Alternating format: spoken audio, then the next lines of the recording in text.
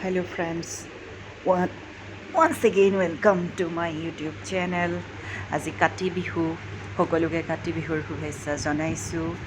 আজি সৰুকৈ ঘৰতো মই শৰাই এখন দিছোঁ, যিহেতু কাতিৰ বিহু আমাৰ কঙালী মানুহৰ ইমান বেছি পৰ্যাপ্ত পৰিমাণৰ বস্তু নাথাকে, গতিকে সেইকাৰণে এই বিহুটোক কাতি বিহুটোক কঙালী বুলি কয়।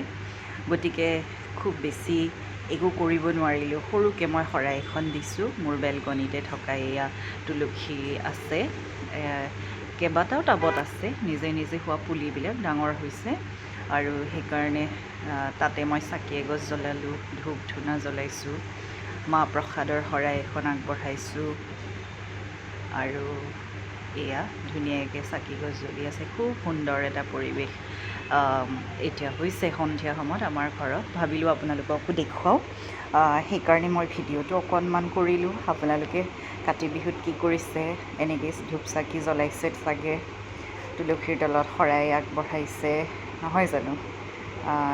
এয়া বৰ ধুনীয়া দেখি সন্ধিয়া, এনেকৈ সন্ধিয়া হৈ আহিছে, সেউজীয়া গছ চছবিলাক দেখিও ভাল লাগিছে। আৰু মোৰ বেলকনিখন মোৰ এনেও ভাল লাগে, কাৰণ ফুলৰ টাবেৰে একেবাৰে ভৰ্তি হৈ থাকে আৰু লগতে তাতে মই এয়া ধুনীয়াকৈ মোৰ মানে বহুত টাবত সৰু সৰুকৈ পুলি, তুলসীৰ পুলি বহুত ওলাই গৈছে। সেইকাৰণে এয়া দেখিছেনে, এইটো টাবততো বহুত আছে, ক'লা তুলসী বগা তুলসী দুয়োটাই আছে। আৰু তাতে মই চাকি জ্বলাইছোঁ আজি কাতি বিহু বুলি। মোৰ মনটোও ভাল লাগে এনেকৈ কৰি পেলাই, আৰু মানে ঘৰৰ পৰিৱেশটোও ভাল লাগে গধূলি সময়ত, সন্ধিয়া সময়ত ধূপ চাকি জ্বলালে, নহয় জানো? এয়া এনেই প'জ দিছোঁ এইবিলাক মেখেলা চাদৰ এযোৰ পিন্ধি লৈছোঁ, চাদৰখন বেলেগকৈ, মেখেলা চাদৰযোৰৰ লগত নহয়, এয়া মায়ে দিয়া আছিলে, নীলা চাদৰখনেই লৈ ল'লোঁ আৰু পূজাৰ কাম কৰাৰ কাৰণে।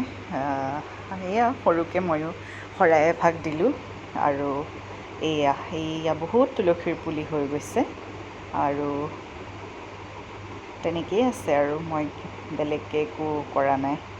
চ' ফ্ৰেণ্ডছ, থেংক ইউ ফৰ ৱাচিং মাই ভিডিঅ'। কেনেকুৱা পালে আপোনালোকে ক'বলৈ নাপাহৰিব দেই। Thank you once again. বেলেগ এটা ব্লগ লৈ আকৌ লগ পাম আপোনালোকক, তেতিয়ালৈকে ভালকৈ থাকিব। Stay happy and healthy. Thank you so much for watching my video.